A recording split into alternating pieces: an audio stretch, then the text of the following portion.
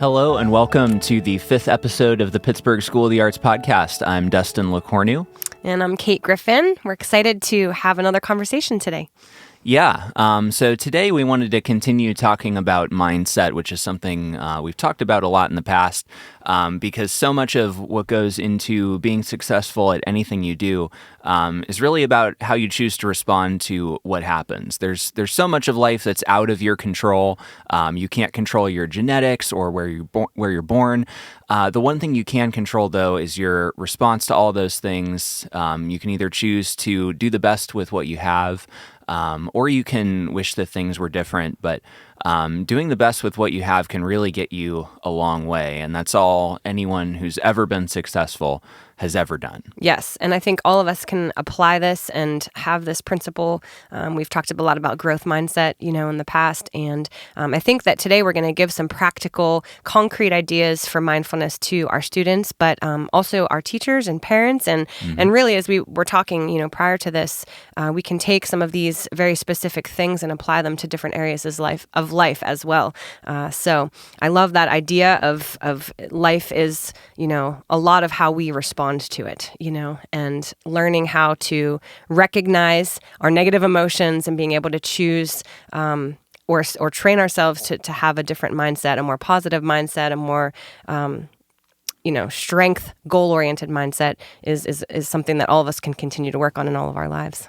Yeah, so today's episode's really going to be about this concept called mindfulness, which I'm sure a lot of people have heard this term before, but I just wanted to start out by defining what exactly it is, because it's actually a very simple and practical thing that anyone can do, and you can do it anywhere. It's not the same thing as meditation. It's just the simple practice of coming back to the present moment and recognizing what's actually right there in front of you as opposed to what's going on in your head. And so what this does is it gives you the freedom of choice over how you react to difficult situations. And that really means the difference between staying flexible and staying light when things get tough versus having this feeling of being powerless and like you're the victim of the situation. So it comes down to this idea of acceptance versus resistance. In every moment that we're in life, we can either choose to accept things exactly the way they are. Doesn't mean that it's good. It just means that we're accepting it as it is, or wish that it was different. And so resistance, it creates this feeling of suffering, frustration. But acceptance is where we just simply look at the reality of the situation. We take in what we're able to perceive from our senses and what we know in our rational mind, and we say, okay, this is what's going on. What do I do now? And the powerful thing about this is you're asking, like, what is the actual next thing that I can do? Not, what do I do 100 steps ahead, but like, what's literally the very next thing that I can do. So you're moving one step at a time based on real evidence. I love that. And I think this has become a little bit of a hot topic these days, where I've heard more people recently talking about mindfulness, and it's one of those nebulous things that you don't really know what that means. But I love that idea of it's the next right thing, Yep. So I think this can be applied. I'm excited to hear some of your other research. Yeah. So we've probably heard the phrase trust the process. It's become a popular cliche, but I think for a good reason. And it's this idea that everything in life that's good usually follows an unpredictable path. And our minds are limited. We only have perspective that goes so far. We don't have all the information. We can't fully predict the future. And so a lot of times we go into difficult situations with a plan, and that's a good thing. But we always have to recognize that plan might be flawed. The information might change. And it frequently does. So when the information changes, we also have to change our perception of reality. The worst thing you can do is to hold tightly to one perception of reality that's based on old information because that plan was flawed to begin with. So it's all about coming back to the present, recognizing what's going on, what can I perceive, and then adapting your very next step to fit that very reality. I love that. And it's like a contrast between flexibility and control. Because I find Yeah. myself doing this all the time in life, parenting or, any students, like anytime you're involving other people too, things happen that are outside of your control. So navigating life, in general requires an element of flexibility where you're kind of navigating through. You have one plan and somehow it always never sticks to that plan. There's changes and factors that you don't anticipate. Circumstances change, people change. Things don't quite turn out the way that you anticipate them to. And so this is a really good skill to be able to have, navigating the unknown and trusting the process. Yeah, so it's useful in every area of life, but we wanted to kind of hone in today on how it applies to learning, since that's who we're speaking to, our teachers, our parents, and this is something that I try to do in lessons, and I've just found it really helps students to kind of go through the step-by-step process of bringing them back to the present. So I just wanted to talk about what does that look like in learning. Good. So at every point in the learning process, you're either in acceptance or resistance to what's going on. If you're resisting, you're reacting negatively to the challenges that your teacher presents you with. And this is what happens when something's more difficult than you expect. You might feel stressed. You might feel discouraged. You might even resent your teacher for assigning it in the first place. You feel like you've been wronged in some sort of way. But acceptance, it looks like reacting to challenges as a neutral thing, because they really are just a neutral thing. They're not out to get you. They just are. And so instead of asking future-oriented questions like, is this too hard for me? Am I going to be able to do this? You're simply looking at the challenge and saying, what is this challenge? What's like the very first step that I need to do? And you just do the next right thing. And the goal is to teach our students how to do this, right? And because, we're trying to learn this as parents and teachers, but we're also wanting to employ this into our students so that we are teaching them how to navigate challenges, how to respond to negative emotions or frustrations that they have if they don't get something right away, how to attack a challenge and not be pushed through the intimidation of that challenge, how to take it one bite at a time, one step at a time. Yeah, and I think that's a big part of our job as teachers is to teach students how to learn, because learning can only happen in the present moment. It's good to reflect on the past and think about the future, but like when you're in learning mode, that can only happen in the present. And so I think mindfulness and learning just go perfectly hand in hand. So I just wanted to kind of walk through like a step-by-step example of what does it look like for a student to be mindful when they're practicing an instrument? So let's say your teacher presents you with a new song to learn from a book, and you as the student, you see this and it already looks overwhelming. There's stuff that you haven't quite figured out yet. There's only so much time in a lesson to really work on it before you go and practice it. And so you're left with a lot of questions. And maybe you also know that you just won't have a lot of time that week to practice because you're busy. And so already you're starting to predict that it's not going to go well for you. You're tempted to almost just blow it off. I see this so often with my students, and I feel bad. But if we remind our students to be mindful, we're basically encouraging them to let go of these negative emotions because although it's a good thing to check in with yourself and ask, how am I feeling about this? When you really look at the circumstances, there's no reason to feel that way. And I think we're constantly, as teachers, balancing this thing of wanting learning to be fun, wanting the student to drive kind of the type of music that they work on sometimes, and allow them to have a part in deciding where they want to focus their time and energy. However, there's also this sort of responsibility that we have as teachers to kind of present challenges to them and to make sure that they're learning good technique and fundamentals, and that there are certain things with discipline and growing in your skills and your knowledge that if you never stretch yourself beyond what you can currently do, you're never going to grow. And so we have to balance this tension of sort of keeping a student engaged and keeping them excited and happy, while at the same time kind of pushing them a little bit and pushing the boundaries and encouraging them to step out and try something they've never done before, or to look at a piece of music that intimidates them and say, no, you can do this. Let me walk alongside of you and kind of show you how, Yeah, any kind of growth is always going to be difficult. It's always going to be a little uncomfortable. But the one thing it never has to be is stressful.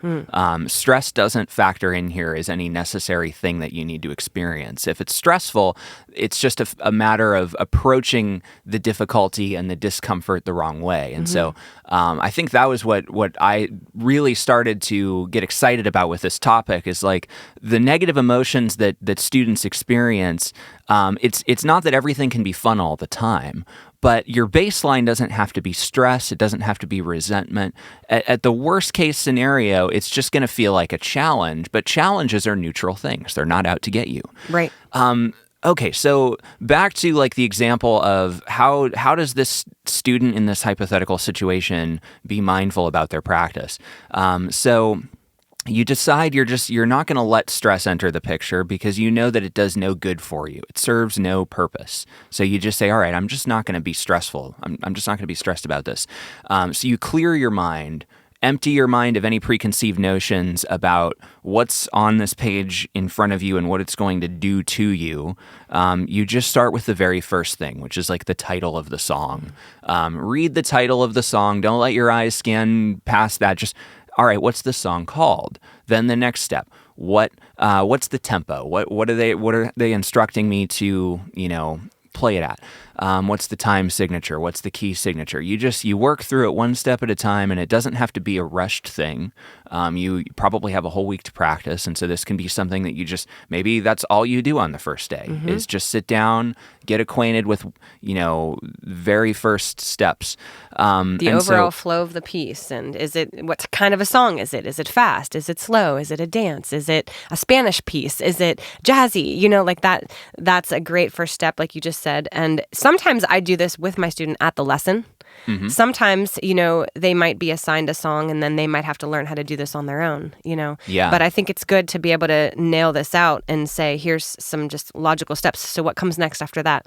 Yeah. Well, and I think just to kind of touch on that a little more, it's really about slowing down, which is something that is hard to do when you're faced with a challenge because one of our most powerful urges as humans is to conserve energy. And so anything that's difficult, some people have sort of a natural avoidance of difficult things. Other people want to blast their way through them and just get it over with as soon as possible, which would seem like a good thing. But in the case of a very complex, nuanced skill like learning an instrument, moving fast is typically not helpful. You want to give yourself time to process each and every part of it and give it as long as it takes. And my encouragement as a teacher is that if you end up not being able to practice everything that the teacher assigned you to practice, but the stuff you have practiced, you've mastered, that's far better than just kind of blowing your way through the whole thing, but only getting it like half right. Yeah. Completion's not always the goal. It's more mastery about whatever you actually have time to master. That's good. And as a student or as a teacher, I say to my students, kind of show me what you worked on this week. And even if it's not, the entirety of what I assigned to them, just to be able to see how are they processing things? What have they worked through? What have they discovered? And being able to celebrate any kind of progress is wonderful as a teacher, So we kind of make assignments as a teacher just as a guide or, laying something out so that there's some kind of expectation. Right. But like you said, if a student ends up diving in or taking longer on a certain section, that's not a bad thing. It's actually pretty exciting when you see that a student has taken the time and invested to make any kind of progress and to hear what they've learned and to see what they've processed and what they've observed from the music that wasn't spoon-fed by the teacher. That's all part of it. Yeah. So my message to any parents who might be watching this, and I've said this to parents before, is that even though I as a teacher might assign something, that's not really written in stone. I'm setting that milestone somewhat arbitrarily just to give the student a goal. But really what I care about more is seeing meaningful progress. I want to see that whatever they've worked on, they've really spent a lot of time and sat with it and perhaps even enjoyed it, as opposed to just being able to say, well, yeah, I played through the whole song, but they didn't really break it down and pay attention to the details. And so details are really, really important. I care more about students paying attention to the details, even if that means that they've got to take an extra week or two to get through something. Yeah, that's good. Yeah. Okay. So what's the next step after you've sat down, you've opened up the book, you've looked at the title of the song, you're now starting to venture into the first line, and you work on it note by note. Eventually, you're going to start to feel confident, because you're going to see that you're able to learn things step by step according to your speed of learning. Maybe you learn a little bit slower than other people. That's okay. Now, sometimes the danger in this is you quickly become overconfident. You're like, yeah, this is working. And then you start to speed up. And then next thing you know, you hit a part of the song that's especially difficult and requires an even slower approach. Mm-hmm. And then you're tempted to be like, oh, whoa, I guess this isn't working. Geez, I'm just not very good at this. So your speed of learning, your pace of learning is going to change depending on what you're learning. And as the student matures, I think, like we've talked about this before, but there can be different levels of challenge in a piece. And so sometimes a student can sit down and play through something rather quickly and kind of master it pretty proficiently. And then as the student grows and as their literature and the things that they're looking at get more difficult, it does require a new level of slowing down and looking at the details. And I think that comes, it goes hand in hand with getting confidence, because as students begin to learn and grow and know that they can play in some of these beginner key signatures, and then they start to venture out into something that's going to take them longer to master, hopefully they have enough confidence and progress under their belt that they're going to be able to push through and to see, okay, this is more of a challenging piece. And I know we've talked about it even as like when you're preparing for a recital or preparing for an audition, or you have a specific goal to play a certain song. Sometimes those challenging pieces will take longer, you know? And so I think that it's actually really healthy, speaking to our parents and our teachers and our students, to kind of analyze as well, okay, is this piece generally going to be easier for me, or is this going to be a more challenging piece? And I would say applying this mindfulness is very relevant to some of those more challenging pieces. And I encourage my students, okay, as you grow, I'm going to give you pieces that feel a little bit more intimidating, that feel a little bit more challenging, because there's more to think about, there's more to look at, there's more nuances. You're thinking about a lot more things, you know, and you can't just rush through it. And so at that point, then I try to break it down into steps of saying, you know, let's learn the melody line by itself. Let's look at, you know, the bass line. Let's kind of analyze the rhythm or see if there's some patterns here. Let's look at it step by step, bite by bite, because that's going to make it a lot less intimidating and a lot easier to master. And so I think it's this great concept of the more challenging and intimidating the piece, the more that you do have to practice mindfulness and kind of bring it down into that present moment and say, okay, what is the next thing? What is the next thing? And one step at a time, then slowly it comes together. I love that idea. And I at first we have to kind of train our students how to do it, because if they just are assigned a hard piece, they don't even know where to begin. And for me, as a piano teacher, they can't just play their hands together. You know, if it's hard enough, they have to separate those hands and play the right hand by itself and the left hand by itself. And then when they go to put it together, they have to slow it way down, you know.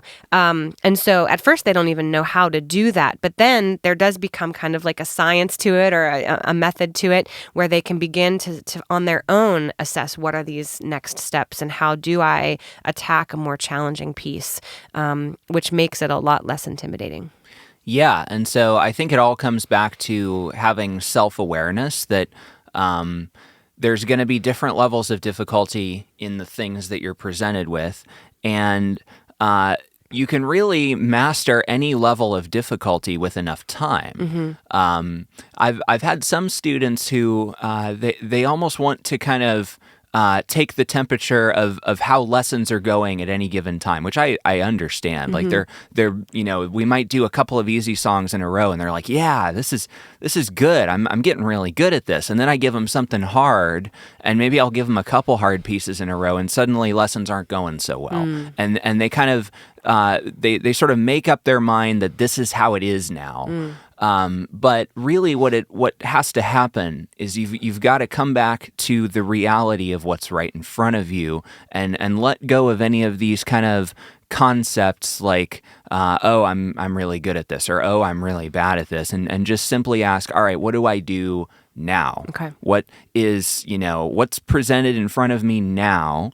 And you may not know how long it's going to take. That's the thing. You may not know what your speed of learning is yet. Sometimes it's way slower than you ever expect, but a lot of it's just about being open to that possibility that, maybe you can actually work on a song for 3 months, and that's something you can do. A lot of times in lessons, we have very short-term goals for students. It's just like a week at a time. And this is something I feel like I could do a better job of as a teacher, is assigning some long-term goals as well. We do this with recitals where we'll have students prepare something several months out, and I really think that's beneficial because I see students take on a much harder piece of music, and it starts out as kind of a casual thing where we might just spend like the last 10 minutes on each lesson looking at that piece of music, and they know that because it's so far out into the future that it's okay if we only work on it piece by piece. But I think as teachers, it does benefit our students to kind of work on different time scales where certain things are just a week-to-week exercise. Other things we might slowly chip away at something really hard over a long period of time, because that's really kind of good. what life is. Right. And I think it's good to have kind of a combination of both. And I always kind of use those change of season moments to have a little conversation, a check-in moment with my students to say, okay, here we go. Spring recital just ended. Now we're headed into the summer. What are some of your goals this summer? What would you like to do? I have some students that say, I just want to get through this book. I just want to finish this method book, so that I can kind of go quickly. I have more time to practice, and that's their goal. And so it's like, all right, let's hunker down and do it. Then there's other students that, say, well, I would really love to develop more of my creative side and do, learn something about songwriting or go into chord method, And so we don't abandon, and it's not one or the other, but I think if there's some kind of combination of both, like a long-term goal and a short-term thing working together, that's great. Now you only have so much time in lessons, so you can't focus on everything all the time. But I think to have a couple of different coals in the fire keeps it interesting and keeps them, I'll say to them, just put the time in, and where you're feeling inspired, let's really focus on this piece that we're conquering, this more difficult piece. But then if it gets to be frustrating or challenging, you can come over here and make some progress in your method book or play an easier piece, or you can do some pages out of your theory book or whatever, and just giving them options for kind of how they want to do it. And also it's helpful when the student comes in and gives us some input as well. If they have, some feedback to say, this piece is taking me forever. Do you feel, teacher, that I'm still making progress on this, or I'm getting sick of it, or I'm getting frustrated, could I put it aside for a time, or for them to just have a check-in and an honest communication moment with you as the teacher, or also say, I would really love to learn this piece of music. Do you think we could, incorporate that somehow? And so getting that kind of feedback from the student is really helpful as a teacher. I love hearing that kind of feedback. And I think I don't want to make it sound like mindfulness is about ignoring your feelings about things, because if you're feeling stressed and exhausted by something, I really want to know that as a teacher. I want to know how my students are experiencing this emotionally, so I can help them navigate that if I can. And so it's not just about ignoring how you're feeling about something. If you're really stressed, it's for a reason, and the good thing is that we can probably do something about it. Yeah, and if they're honest with you, then you can kind of adjust expectations or give them different pointers of how to attack it, or switch the focus for the moment. However, we also don't want to be led by our feelings, and we don't want to just, have these negative emotions constantly driving, our development. And so it is, like you said, kind of our job as a teacher to help students navigate through challenging things and to be able to employ some of these mindfulness, growth mindset aspects into life and learning, and to say, okay, even though you may have an initial feeling of intimidation or,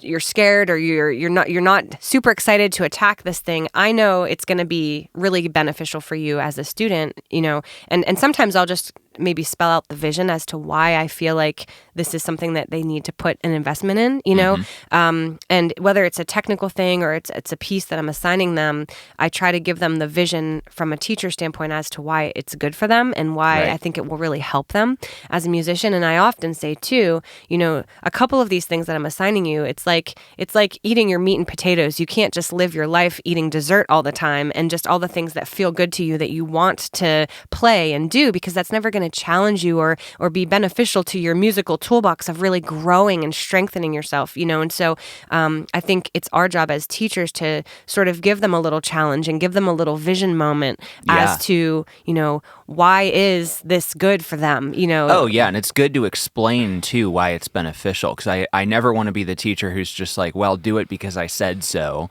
If I'm making them go through a challenge, I better have a good reason for doing it. And so I try to present that reason to them because kids are smarter than we think. They'll probably understand at some point. But giving them these mindfulness tips, though, that they can employ even at home when they practice, this is invaluable approach, as they sit down. So let's continue to dive into this. This is good stuff. Yeah. So just going off of what we kind of talked about, I like to balance the challenges with some easy wins as well.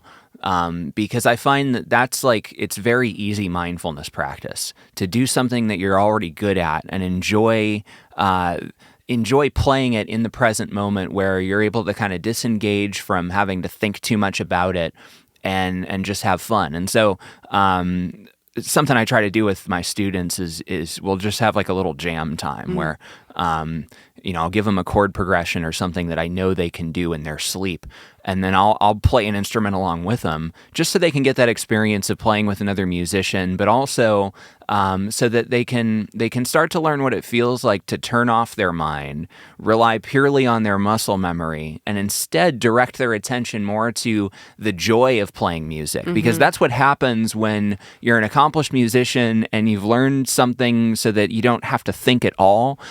You're actually more focused on what's happening around you than what next note do I play? And so I try to get my students used to this feeling so that they know eventually, as you proceed towards this path of mastering something, which, by the way, never really ends. We're still working on things as teachers. Right. But as you get farther along, you're going to have more things like that in your repertoire that are just pure fun, and you can really enjoy being in that moment. And so I find that if they have that experience, they're able to kind of use that as a carrot on the stick for some of the harder stuff. That's good. And from a fundamental side on the piano, that's why I love, too, giving them different warm-ups that they use. So they can sit down and do their pentascales, or they can do arpeggios, or they can do scales, or eventually I'll be able to teach them some simple chords kind of along that line, so that I agree with you. It builds confidence. It's something that's somewhat rote, somewhat that they can kind of do naturally, and it starts them off on a good foot of, I can do this, I have some experience, it builds their confidence, so then they're more